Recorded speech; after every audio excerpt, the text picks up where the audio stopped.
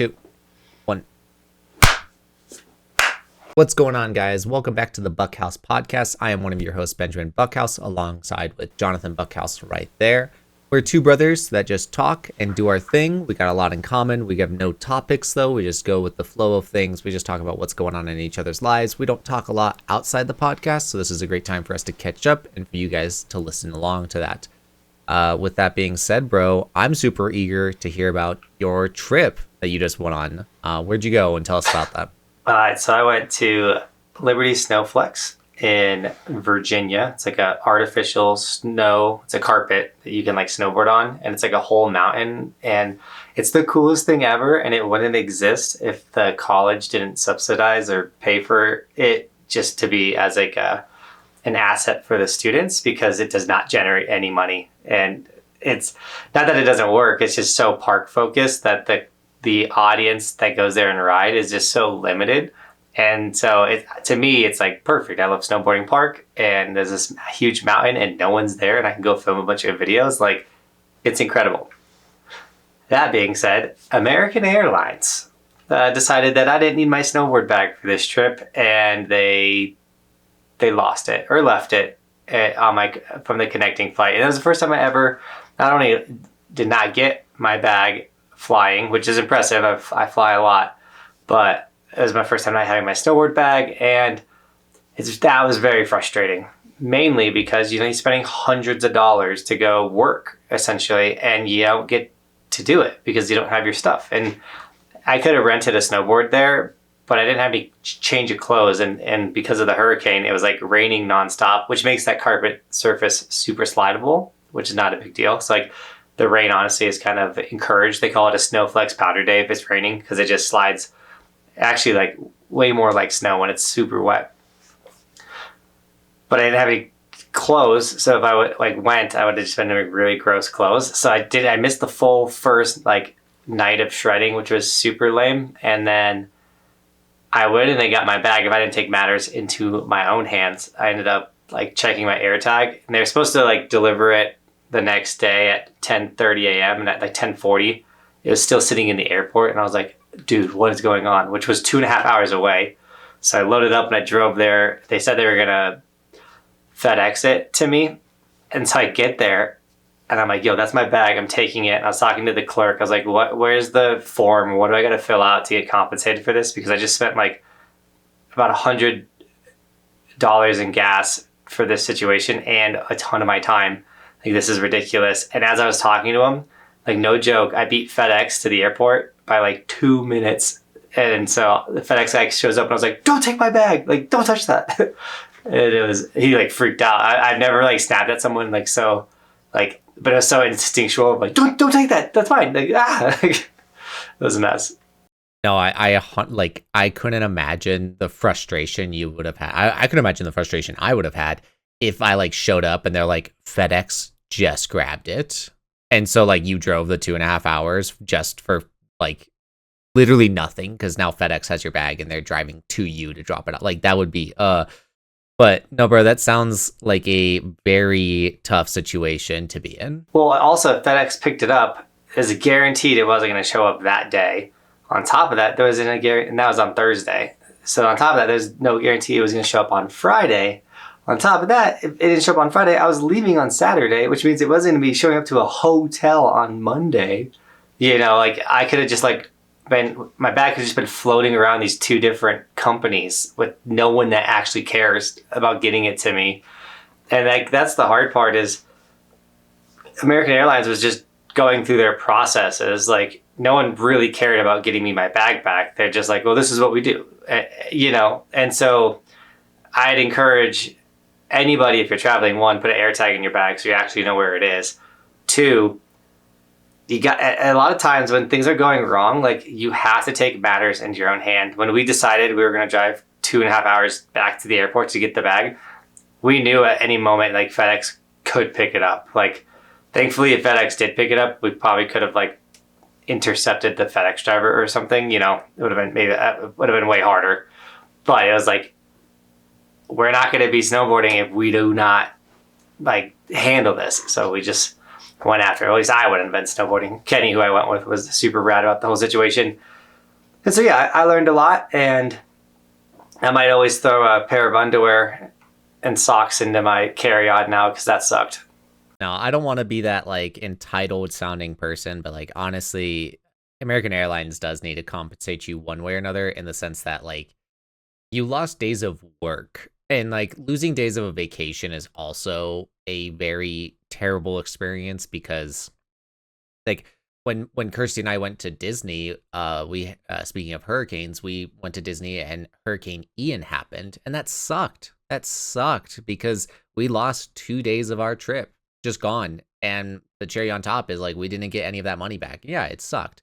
But it's like when you're in your situation, bro, and like you're not necessarily like, we've talked about finances a lot on the podcast, but it's like when you're needing this trip to like make you money and bring revenue in, and then American Airlines has this accidents happen, so it sucks that it happened to you, but accidents happen. But it's like, yeah, that took away potential money from you, and that's just like, that sucks. So it's like that you do need to be compensated. Did they like comp your ticket or anything? I had to fill out a form, which I have 30 days to do it, so I got to get that taken care of. But yeah, I mean, I lost 2 full videos that I would have made because the first day was fully gone, and then because I had to drive 5 extra hours after the time of delivery expired that they're supposed to deliver at the hotel, I lost 3.5 hours of shredding the next day.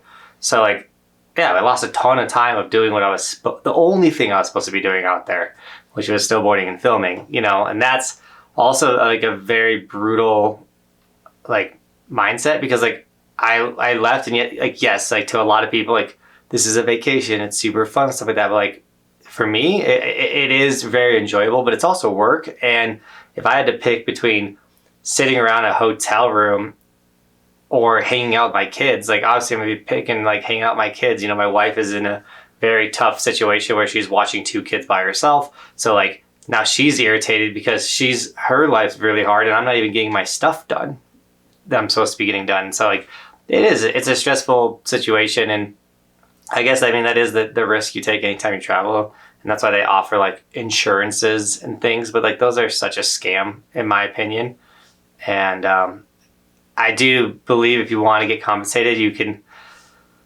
in a way, make enough fuss. So you just got to be persistent enough to get to the right person to like get free flight hours or whatever. So I'm going to go through that process. But at the end of the day, I am thankful for the experience. And I might make a whole video on like what to do if the airline loses your ski bag or snowboard bag. I think that could be a good video. That could be a good video. Do want to touch on a couple things here. So you said earlier to sometimes you have to take matters in your own hands, and I loved that.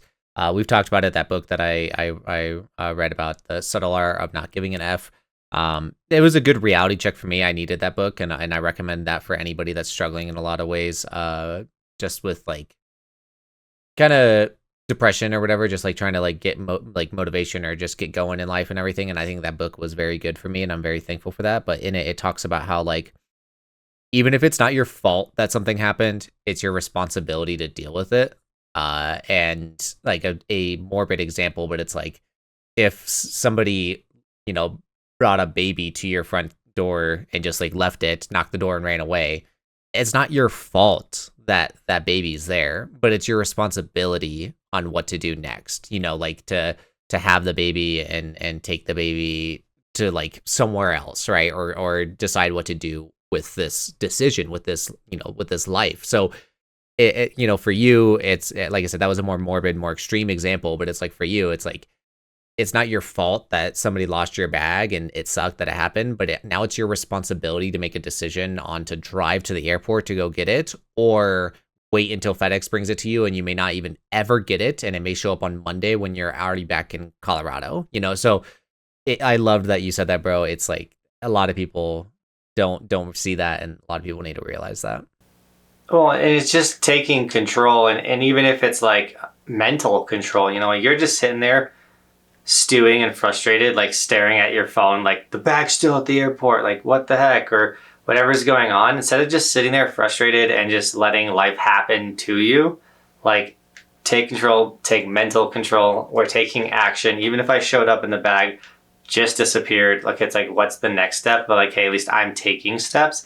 And I think so many people in their life just sit back and they're like, oh, my job just did this and that sucks. And now I'm just going to sit here and stew in it. And then like all of a sudden, like something goes wrong at your house and you're just like sitting here stewing and frustrated. And I just constantly taking action, and not saying that the taking action will always be the right move, but at least you're moving. You don't want to just be stationary, stewing and frustrated. Like that will get you nowhere. Even if it's just like, I'm so mad, I'm going to go walk around the block, or like get this off my head. Because what happens nowadays when something's going wrong in your life, and I had this anxious pull to do it while I was chilling in the hotel room, and I got way less work done also on this trip because I'm so mad and frustrated that I would swipe and just consume short form content, or like just content, to be distracted.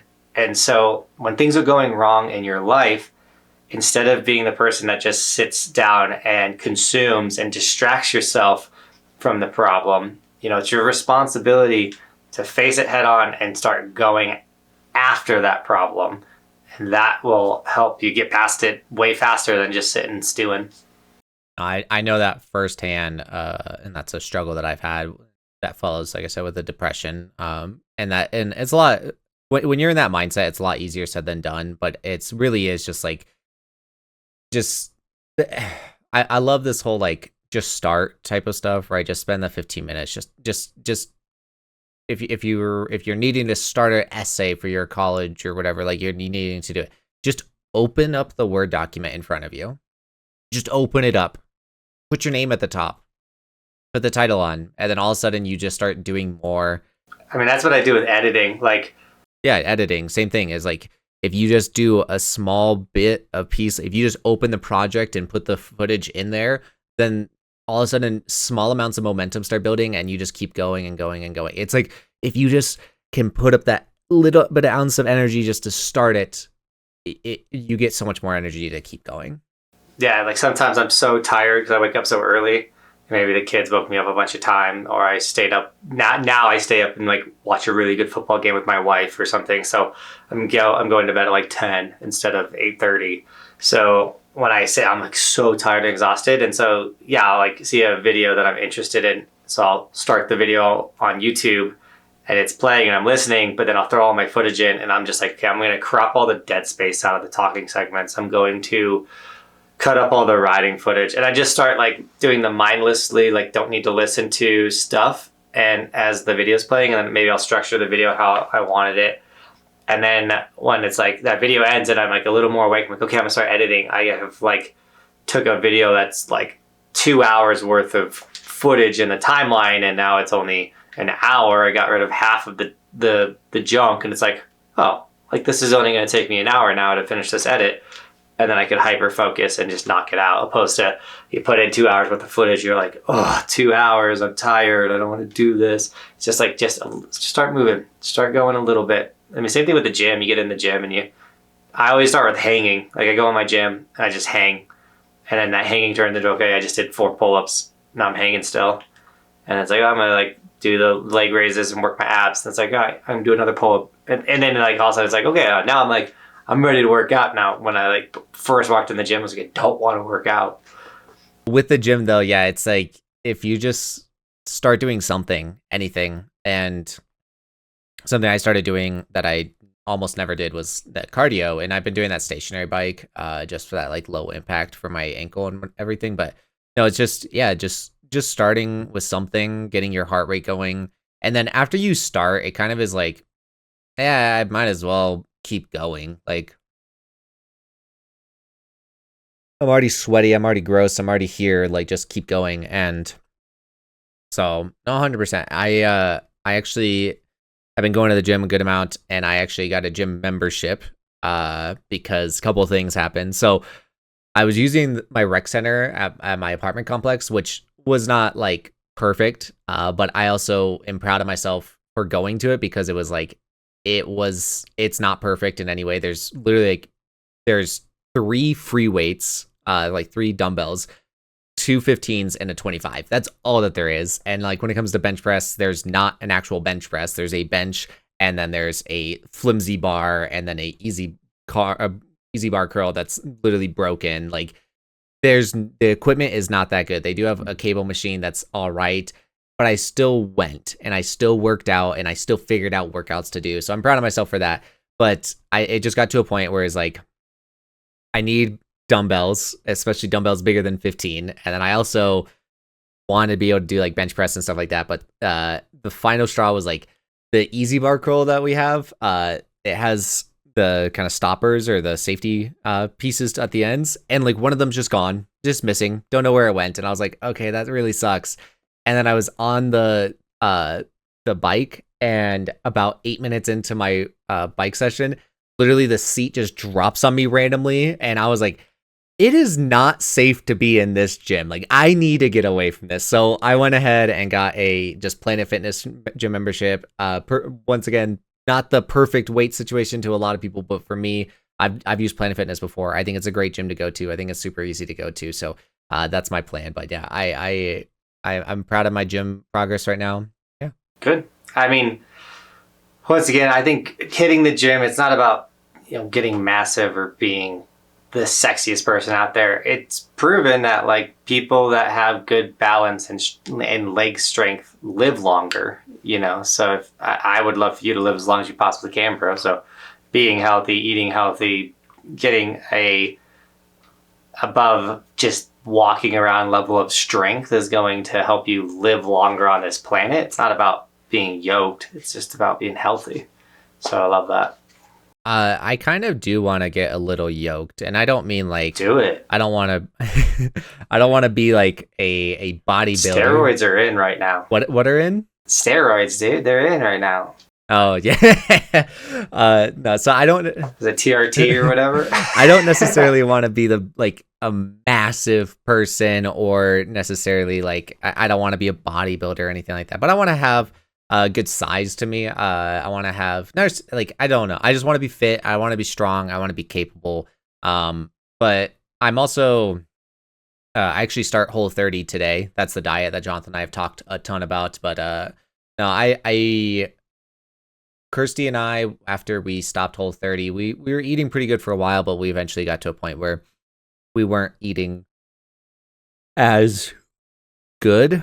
We just kind of went to a lot of bad habits, and so we want to go back to Whole30 to do that reset again. But really what it is it's an energy thing. Like, my energy has been fluctuating so much lately. Either I go to bed at like 10:30 and wake up at 4 and like I'm perfectly fine, or I go to bed at 8:30 and wake up at 6. Like, there's like my energy keeps fluctuating so much on how tired I am and how much, just all that. So I do think that my diet has been heavily affecting that. And I do think that my routines have been heavily affecting that. So I really want to be eating healthy, which, like I said, I technically started doing it yesterday, but, start eating healthy again. And then on top of that, going to the gym, because going to the gym is the most counterintuitive thing in my brain. Like, it's so hard for my brain to wrap my head around it, as in like you go to the gym and expect this, or you expend this energy and you expend your muscles and you get sore and you get tired, but you somehow have more energy because you're going to the gym. It's such a weird, like, counterintuitive thing, but that's the way it is. So right now I'm trying to, I say it's selfish, but really going to the gym is a selfish thing because it betters you, but it's selfish in the sense that I want more energy. So that's why I'm trying to take my health into my own hands again. Kind of goes to that saying that I like, where it's, I'll take care of me for you. So yes, it is selfish to go to the gym because you're working on yourself. And you'll hear people say it all the time too. Like, I want a guy with a dad bod, because that means like he's providing for the family, all the type of stuff. If I see a really healthy, fit guy, like, I don't want to date that guy because he's selfish. But in your circumstance where you're like already married and you're young, like, yeah, you should get in shape because you will have more energy. And if you're eating better food, you will have more energy, which will allow you to put more energy into Kirsty. So yes, going to the gym for an hour might be selfish, but you might be able to give Kirsty like 4 more quality hours in the day because of that energy that you've gotten from that 1 hour of energy you spent on yourself. Yeah, and I don't mean like I wasn't saying it in that sense. You're 100% right that a lot of people do think that like gym rats are selfish with their time because they're so obsessed with going to the gym or whatever. But it's like, yeah, they don't see that it's like I'm doing this not just for me, but I'm doing this for you, like to have more energy, but also to live longer and all that stuff. So yeah, and honestly, Kirsty's not a problem with that at all. Kirsty loves going to the gym. She goes to the gym far more than I do, and she kicks butt out there. I'm so proud of her. She does Orange Theory, which is it's around the nation, so a lot of people may know about it. I know it's not in Summit, so you may not, but it's like it's like classes, like like there's a teacher, an instructor, and then you're there with like a bunch of other people, and there's like schedules to it, and you do like treadmill for this amount of time, and then you do row machine for this amount of time, and then you do like another workout for this amount of time, and everyone just like cycles. So she loves doing that, and she's been doing that for a long time. So that's her thing. And I've thought about it. I feel like classes would be good for me to have somebody like kind of, or like having like a schedule where it's like, oh, I have to be here at this time because that's when the class starts. I've thought about that, but I also just kind of enjoy doing me. And I've been wanting to do it with Roman, but go to a jiu-jitsu, because you probably can find a jiu-jitsu gym, and so it's a class that's going to be very physical and it's going to help you gain strength, but it's going to teach you how to like wrestle and fight essentially. I think that would probably be huge for you, dude. I want to do it myself. I want to be able to scrap, dude. No, we've talked about that, bro. I would love to do some like jujitsu or mixed martial arts of some sort. Like I don't know, like karate or anything like that. I've thought about it. And that's some karate's lame. Karate's. Dude, I'm joking. So I actually it's the concept behind karate that I like, and what I mean by that is I learned a lot about this. Actually, I shouldn't say a lot. I learned a little bit about this from Avatar: The Last Airbender, which is the like Netflix show and the anime, and I literally have the figures right here, right next to me. But so there's like 4 main elements in the show, but each element, it's super nerdy, each element is based off of an actual mixed martial art or martial art, and airbending is based off of karate. And it's what I've learned is it's a defensive a way of like attacking, I guess you could say. Like what karate is it takes your opponent's energy and redirects it towards themselves and stuff like that. And I kind of like that concept of not necessarily like being just a brute force, but more so like being able to manipulate the other person into redirecting their energy and stuff like that. I think that that's a really cool concept.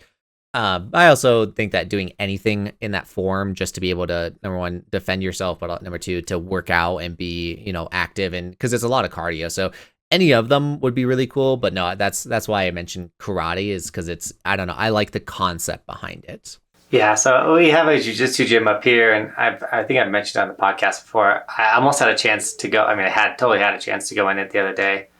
I was like in the parking lot where it was, and it said open. I was like, I should go in there. And I had a lunch meeting, and I was like, oh, I'll do it after my lunch meeting. And I totally forgot to stop in, but I need to. It's just like whenever you add something like that, it's like, where are you going to find that 2 hours a week? Like what night, or, like, but I'm not doing daily anymore. So I bet you I could figure out like a Thursday night or something, or Thursday after school, like pick Roman up, because I want Roman to do it too, because he's a little dude. I want him to have an advantage. I also like, dude, we've been working on football tackling and punting, and by the way, I loaded up, so Roman wanted to make a kicking video. I got to send you this video.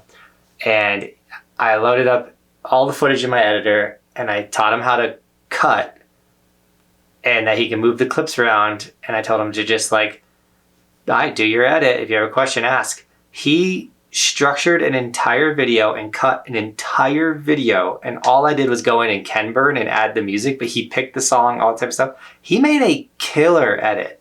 That's awesome. Dude, send it to me. I want to see it. I was like, dude, how did you do this? He goes, I just watched you edit a bunch. And like, like for a 6-year-old, first time ever doing an edit, he crushed it. He was like, I put this video or this clip here because Bristol was hugging me, and then I thought this was a good angle after my kick. And he was like splicing different, because we put the camera in different spots when he was kicking, and he was like, yeah, he's like, I thought like if this looked like if I kick this, then it cut to here. And like, dude, he had this whole master plan for his video, just like an editor would. And I was like, dang, dude. So one, I love taking him out and helping him with his football skills and stuff, because I would love for him to play football, and he's going to be little, so he's going to need the advantage.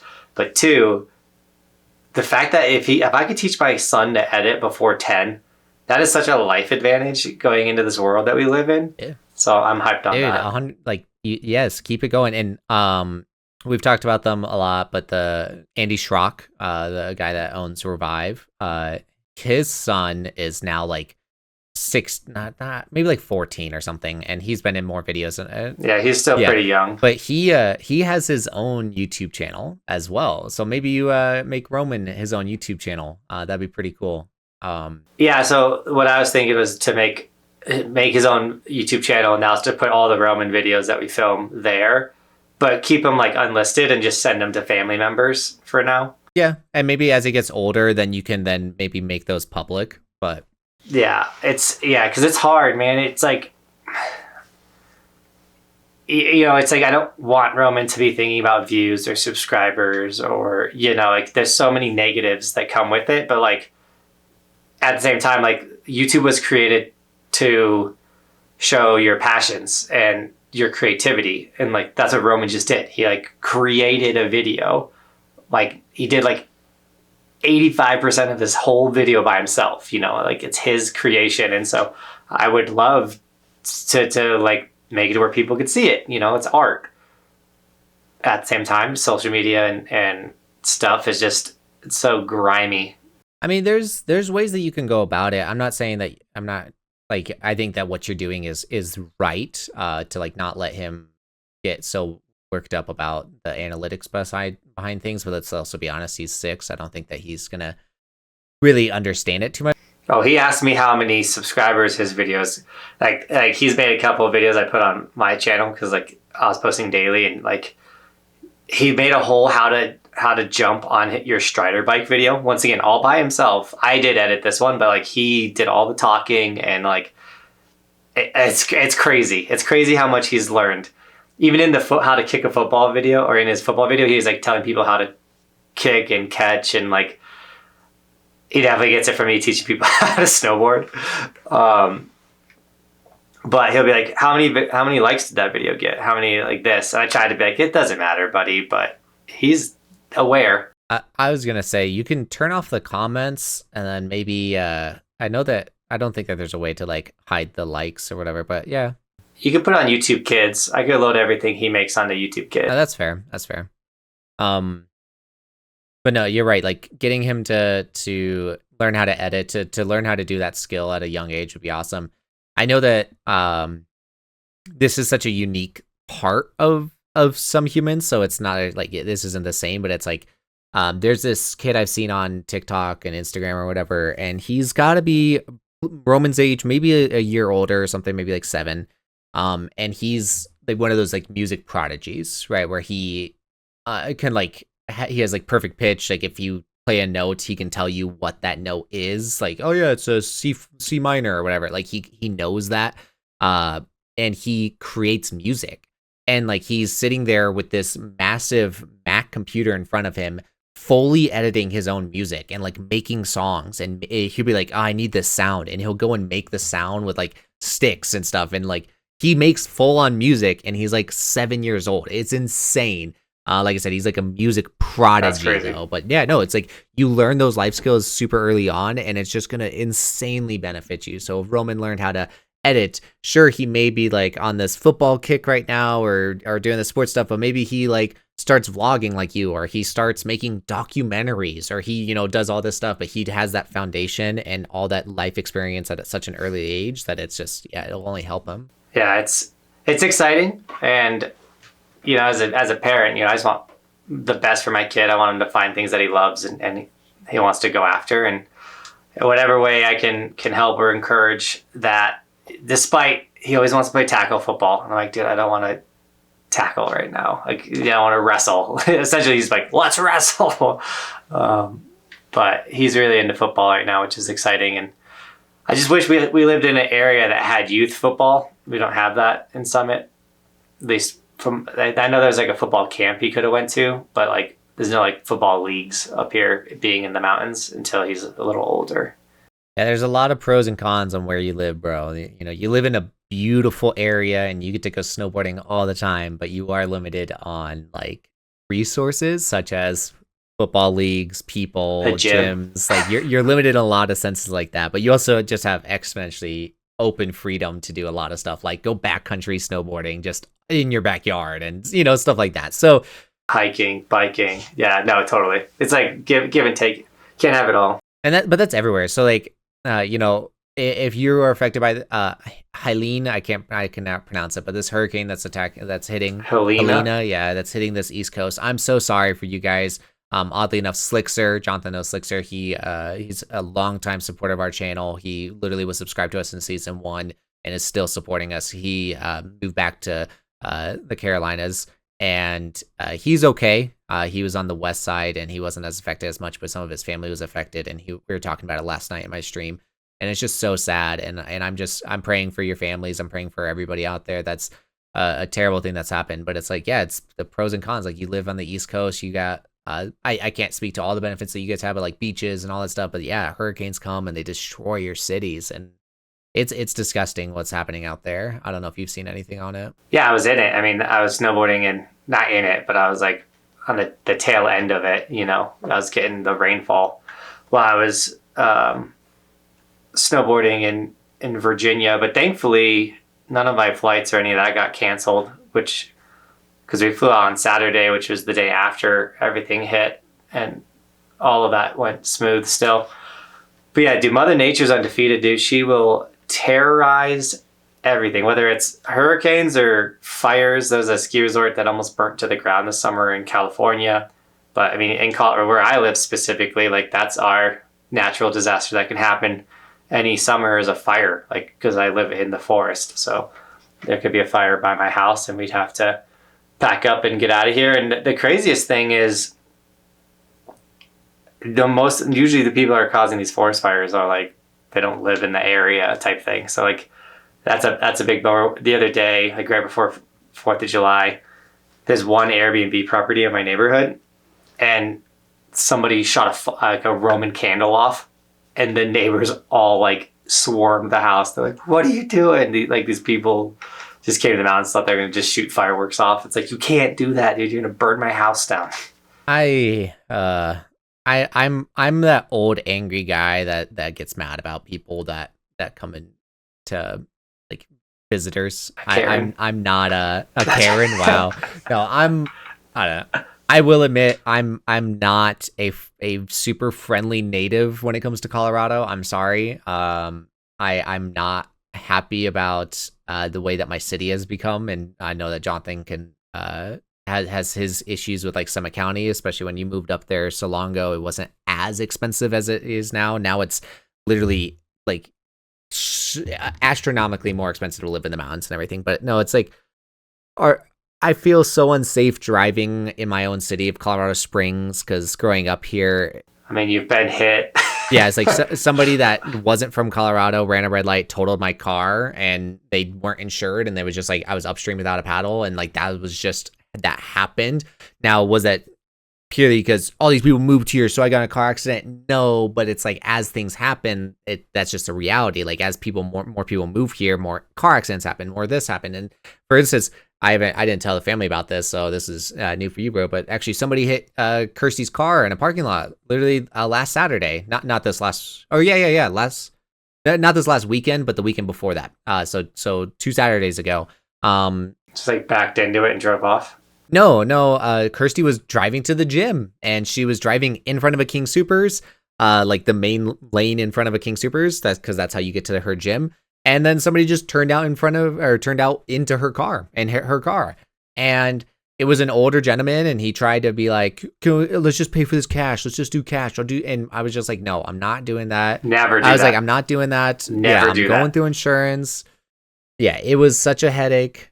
I was like, it's such a headache. I was like, I'm just going through insurance. Always going to cost more. It's always going to cost more too. And that was what I was telling my wife. But anyways, the big thing is on his sticker was so there's a common sticker in Colorado. I'll have it up on the screen where it looks like the license plate and then it says native. That's a very common sticker. I actually really want to get one because that just shows that you are native to the state. And this guy had that sticker, but instead of native, it said transplant. And I'm just like, oh, like it pushed me. It pushed me. Like I said, I know this is like a not so positive mindset and stuff, but that stuff, it bothers me. Like my city literally was called a 15-minute city where it took you 15 minutes to drive anywhere. Now it's a 30-minute city. It takes like 30 more minutes. I feel so unsafe driving in my own city. I feel so unsafe driving my home. And then also it's like it's so expensive to live out here. I'm a hater. I'll be honest. I'm a hater, but it is what it is. Dude, I don't want you to move away, but since you guys don't have to be, like, there's not a specific thing that keeps you in Colorado. Like, for me, I have to be here for snowboarding. I mean, I could go somewhere else to snowboard, but, like, truly, this is one of the best snowboard states to be at for skiing and snowboarding. But, like, for you and Kirsty, you guys should just, like, pack up and go to, like, West Virginia, where it's, like, dirt cheap to live, and there's, like, way less people. That actually is something we have really talked about. And I'm not joking. It's something that we've really talked about. It's honestly kind of juggling the job situation right now, right? Yeah, because because like Colorado jobs pay higher, so it's like, could you keep a Colorado job and do it like remotely and get paid well while living somewhere else? I have that thought all the time with the YouTube channel. I'm like, man, what if I just like got a place right next to like a Midwest ski resort, and so I could ride that on the like consistency and then just do a lot more traveling, but like cut our living expenses in half. Like I've played around, played around that idea in my head. Kirsty and I have really thought about moving. Kirsty's job, she has a very good job. I'm not afraid to say I just got a brand new job, so it's a lot easier to say. But it's she's the breadwinner, so she makes good money, and I'm super proud of her. She works her butt off, and she's good at it. So I'm so proud of my wife. I love you, Kirsty. I love you so much. But her job is more accessible. It started in the Midwest. It started in Chicago. It's a primary health clinic, and then it's spread around the states. So there's locations. It's not like a top 5 primary health clinics in the nation, but it's a pretty popular one. So she can go to different states. My job that I just got is only in Colorado Springs. There's 3 locations and it's only in Colorado Springs. So I would have to either get a job with a new company doing the same stuff, or my YouTube channel pops off. And let's be honest, I'm praying for the second one. But that's kind of the direction that we would have to go. But no, we are 100% super interested in moving for a couple of reasons. Colorado, not only has it become busier, it's become a lot more dangerous, and I don't mean just on the road. Like car theft is through the roof, and just other issues are arising, and it's not safe to live here, in our opinion. So we really have thought about moving. The other thing though is and you live a little bit away, so you could probably agree with this. But Ashley, our oldest sister, her husband's in the military. They've lived in Washington, Missouri, they moved around, and she said it was the best thing that ever happened to her, especially on a like maturity standpoint, like moving on, like leveling up in life type of thing. And so that's something that Kirsten and I've also really considered, is like, we just want to kind of get away from our family, not in a bad way, but just to like experience life differently and grow up more, if that makes any, not that we necessarily need to grow up more, but it's just like experiencing something different. And that's just what we are looking to do. I think it makes your relationship grow stronger, because me and Bobby got the smallest taste of this when we loaded in the camper for 3 months and just hit the road, and it was just me and her. We weren't having friends come over or family come over or going and seeing family. It was like just us, and we're on it. And like I think Bobby sometimes wishes like, yo, let's just move to Montana and it's just me and you and the kids, and then we got to make new friends. And there's this where like I have some friends here in Summit County that like I've had since I moved up here. Very, very few. Most people don't only last 3 years. But does that make sense? Like if you and Kirsty moved somewhere, say like the Midwest or something, like it would be just you guys for the most part, and you'd have to like start fresh. And like that's exciting, because then you guys are growing together. You're finding new places to eat together. Like it's just a really fun relationship building experience. And so me and Bobby always like think that could be fun. I think that's what happened with Ashley and Tim too. You know, like they got stationed somewhere else, and all of a sudden it's just like, well, it's just us. Like, let's hang out. No, I love that idea, and you mentioned it, which I think is an underrated topic. Is you have to find new friends, and admittedly, this is just me naturally. I'm not a very friend having person, and Johnathan can attest that. I've got a couple friends. I've got a couple like mostly they're close friends, people I've had for friends for a very long time, and that's just the way it is, and I've always been that way. It's because you're the grumpy native. I'm that grumpy native.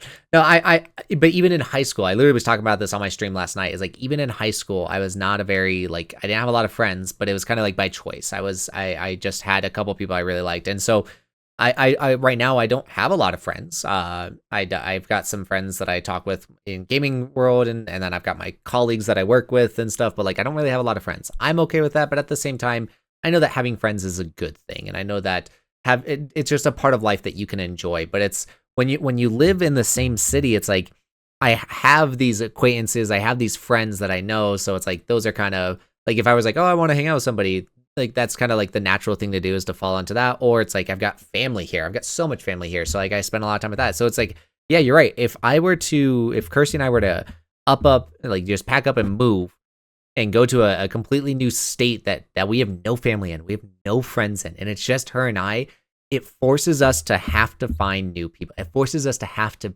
get friends. And like, it's scary, but it's also super, like, that would be so good for you as a person. And it'll help you work on different skills of like meeting people and going through that. Like, it would be so cool to do.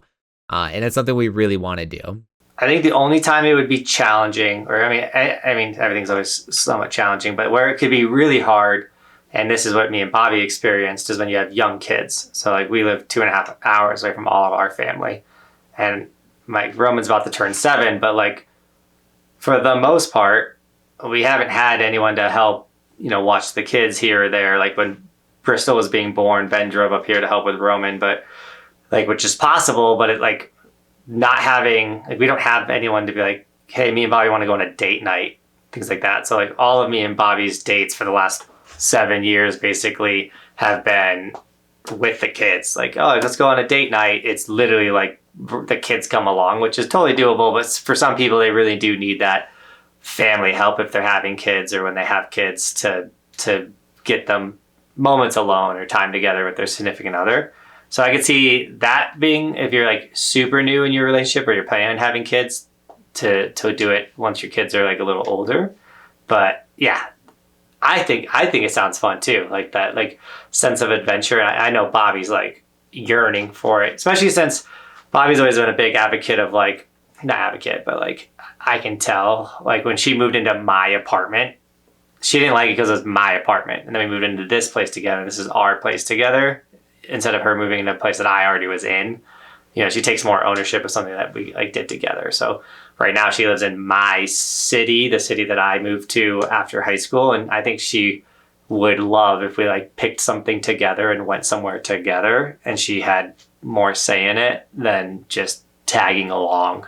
Yeah, I think that's not necessarily a problem, but like, just, yeah, that's something that I'm seeing more of. And it's not an unhealthy thing for Kirsty and I, but I don't want to say struggle, but like, people kind of judge me when I say, I'll say my dog and her dogs, and it's just the way to explain it. Like, Shadow, I say, is my dog, and he's literally right here on the ground next to me. He has he has 2 beds, but he has a more comfortable bed in the bedroom that my wife is sleeping in right now. And he could be laying in there, but I went into my office, I closed the door, and my wife goes, babe, and I was like, huh? And she's like, Shadow wants you. And Shadow's outside the front door. Like, he wants to be with me. Like, Shadow's my dog. As much as these are my dogs, and Shadow is also her dog, like, I see this as my dog, and her, like, the Nolan and Frankie, those dogs, like, that's their, like, Kirsty is their mom. Like, that's their mom. They love her so much more than they will ever love me. And they do love me, but it's like that's just the way it is. And so, that's what happens when I had a dog and she had these 2 dogs, and then we moved in together and we got married, and now they all love each other, and Shadow really loves my wife, and her dogs love me, and like that's not a problem. But it's more so just when I'm explaining to people like, oh yeah, my dog Shadow, and they're like, what? Or like my wife's dog, they're like, what? I'm like, it's just the way I'm explaining it to you. They are my dogs, but that's just the way I'm explaining to you. So like I know what you mean by those like moving into your apartment or like going there, and it's, I don't know, it's such an interesting part of a relationship and becoming married. It's fascinating. I'm seeing it. I know you've been married you've been together for so long, but how long have you been married? 10 years, 16, married for 10, together for 16. And me and Bobby are almost like literally almost to the point where other than the town we live in, we have, like gotten cars together. I guess the FJ's she calls it my car because that was the car I had before we got married and whatnot. But, it's, yeah, like soon, sadly, all those animals will go to doggy heaven, and then you'll get dogs together. And then that like, oh, your dog, my dog will kind of go away. I mean, I kind of definitely look at Shelby like that's Bobby's dog. Like, and, but, yeah, it's when you start making decisions as a couple or in a relationship, it definitely it changes things, and you definitely stop thinking yours mine. And I think that's the test of what eventually makes a successful marriage. And I mean, I can somewhat speak on this because I've been married for 10 years. I've been with the same person for 16 years, and I'm only 33, so it's funny. I'll call people that are like barely younger than me kids, because in my head, they're life young, like a 30-year-old that's not married with no kids to me is like a kid, because I'm 33, 2 kids, been married forever. So it might be the wrong way to think about it, but I think there's your age, and then there's like your life experience age, and I'm pretty old in life experience age. And so, eventually when you're married for a long period of time, a lot of these like, well, that's your money, my money, that's your car, my car, that's your dog, my dog, like we're in your apartment, things like that will all eventually disappear, and then it's just like to get collectively your guys' stuff. Yeah, I know that it can be a toxic mentality, and I don't think that Kirsty and we don't have that toxic mentality. We talk about the cars kind of that way, but it's not necessarily like I drive my wife's car, and she drives my car, and like that's like we don't care. But it's sometimes we'll throw around the words where it's like, do you want to take the Jeep, or do you want to, like that, we'll throw around those words. But it's more so it's like if we're being honest, I drive my Jeep every day, and she drives her Nissan every day. Like it just kind of is like that's the car that she drives. It's her car, and then that's the car that I drive. That's my car. It doesn't like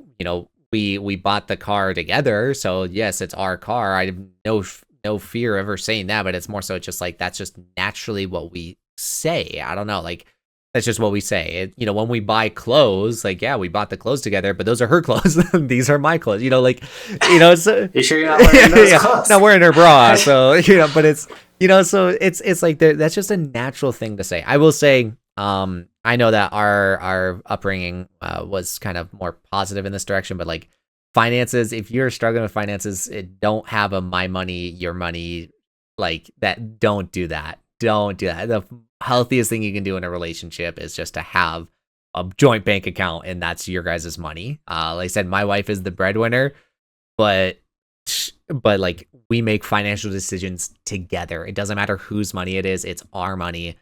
These are financial decisions we make together. So, and that was the biggest relationship advice Dad gave me when I told him that me and Bobby got engaged. He's like, sick, join your bank accounts together now. I was like, what? And he's like, you don't want to have a your money, her money, like separate life. He's like, you're going to make more money than her, and she'll forever resent you for having more money than she has. He's like, put your money together. Like her money's your money. And I was like, okay. And I mean, I've always made more money than Bobby. And so it would have been a very unfair life. And we probably wouldn't be together if it was my money versus her money, because I've always made a lot more. And the fact now that she's a stay-at-home mom, and like, she can literally at any day, anytime buy whatever she wants. Like, and that's how it should be. So I had a very similar conversation with Dad. after Kirsty and I got engaged, I had a brief moment where I thought about joining the military. I'm gonna be honest, I'm thankful I didn't, but there's a brief moment where I thought about joining the military. So Dad, Jenny, Kirsty, and I sat down at a coffee shop and talked about it. And that was something that Dad asked. He was like, "So, there's two ways of being married." He said, "There's one where you share bank accounts and share money, and then there's the wrong way." And that's what Dad said. And I was like, "No, we had already planned on sharing bank accounts and everything." But it's just, I really do think that that's just like the healthiest way of going about it. So, out of any like, I think it makes you be a team. You're doing things together. So like I just said, Bobby can buy anything she wants whenever she wants. At the same time, she's not going to do that because she knows that hurts the overall team goal. And so like if there is a large purchase that needs to be made, or she wants to do something for herself, there's a conversation that is held, and it could be like, oh, hey, like I'm so down to do that. Maybe we wait till next month, or like, in our world, that's a winter purchase. Like since our money doesn't come in the summertime, so she'll have this idea of upgrading something, and I'm like, hey, we could totally do that in the wintertime. It's such a funny concept because money is a taboo conversation to a lot of people. Money is a very personal conversation to have with a lot of people, and a lot of people do not like to talk about money. And people say it when it comes to politics, which I strongly believe in, and honestly, when it comes to marriage and when it comes to finances and when it comes to this stuff, but it's like when you stop talking about stuff, that's when problems happen. So if you stop talking about money, that's when problems happen. You have to talk about money. Money, yeah, it sucks to talk about like, hey, how are we going to get rid of this bill? Like, hey, how are we going to deal with this? And it adds stress to your life. But kind of like what we were talking about at the very beginning of this podcast, that's like as soon as you start, just take a couple steps into it, and that just starting is over half the battle. Like just starting is like 75% of the job is just starting.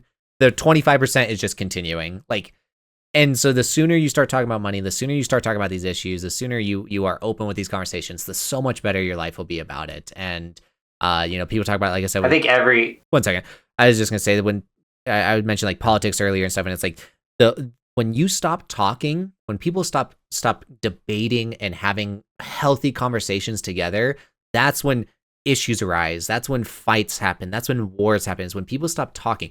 Marriages fail when people stop communicating. If you just talk and you have that healthy conversation, it's so good for you as a person, as a country. It's so good for you. I was just say, so many people, I think everyone's guilty of this at some point in their life where you're like, man, my money's tight.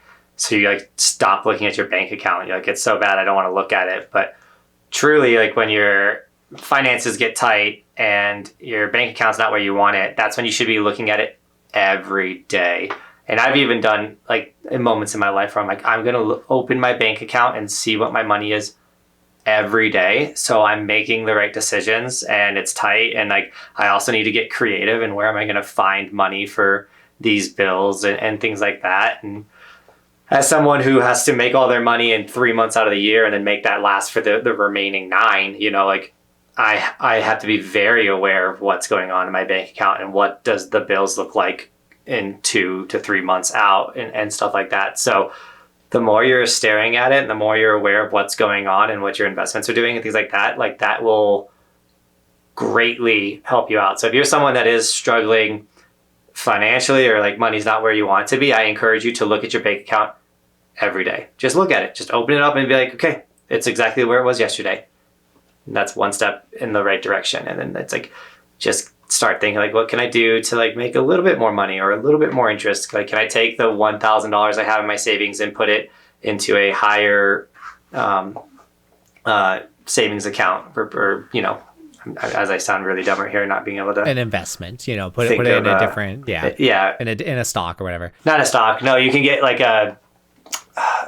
like PayPal is doing like a 4.3% savings account. So every month you'll get 4.3% money, where like I guarantee your bank's high yield savings account. So a savings account that's going to give you a higher percentage every month based on the money that's sitting in it. So there's some that are like decently high right now. PayPal is not the highest. I just know that I saw it the other day. It's like 4.3%.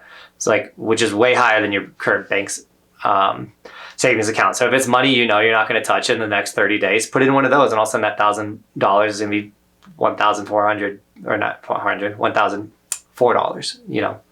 You are great. No, I'm joking. It's early in my, I don't, I'm just messing.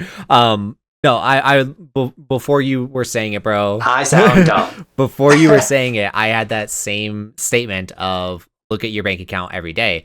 I don't remember who said it or where I heard it. I don't remember, but many, many years ago, when I first became an adult, I remember hearing something along the lines of rich people look at their bank accounts daily. Even though rich people are the ones that pretty much don't need to look at their bank accounts daily, but that's just what it is. If you want to become rich, you need to be cognitive of your finances. You need to be paying attention to what's being spent. You need to pay attention to what's happening. Like Jonathan's saying, look at it. Oh, it's the same as exactly the same as it was yesterday. Good. Like just looking at your bank account every day is a super healthy step in your life, and it takes no time. And yeah, it can add some stress and anxiety for you. But slowly, as you get more comfortable with it, as you get better with it, as you start making better decisions, that anxiety, that stress will go away. And so it's like, yeah, look at your bank account daily. Dang, we're giving some good life advice in this podcast, bro. Let's go. It's funny. I woke up today and I came in. I was like, what are we talking about the podcast? I was like, I'm going to give a bunch of people life advice. And I suck at life. I think I don't think we're preachy. We're definitely not perfect. And I think it is nice, hopefully for the listeners out there, you can comment down below if it's just true or not. But like, you know, I know personally for me, like I've hit certain levels of success, but I'm not where I want to be. And I think it's fun to hear someone that's like maybe not mastered, but like gotten through some issues, or like I said, like I've been married for a long time, so I can give some life advice. I haven't been married for 50 years and I'm not 90. You know, I can't give all the advice. But to be getting gems and stuff from someone that's like currently going through it, or like at a same spot in your life, I feel like that's very refreshing, where you go on social media and you get the like super famous motivational guys, and that stuff has a place. But, you know, it's really easy for Ty Lopez to be like, read 30 books a day and you're going to be extra smart. And it's like, dude, who's got time to read 30 books in a week? You know, like it's just like, that doesn't exist for the average person, you know. But like I've been reading 10 pages a day and I've crushed 4 books the last 2 months, you know.